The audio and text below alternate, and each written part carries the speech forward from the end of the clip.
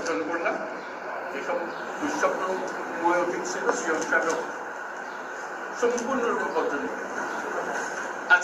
আজকে থেকে আমরা প্রতিটি পদে নতুন বাংলাদেশ সৃষ্টি করার সুযোগ পেলাম।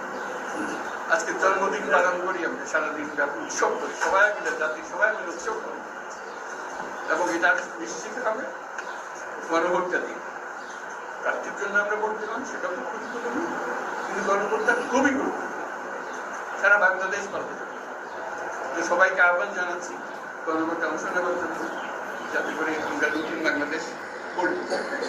খুব ভালো লাগবে, এটা আমার জীবনের মহান আনন্দের দিন, এবং বাংলাদেশের সবার মহান মুক্তির দিন, আমাদের দুঃস্বপ্নের অবসান, নতুন সংঘর্ষ, সেটাই আজকের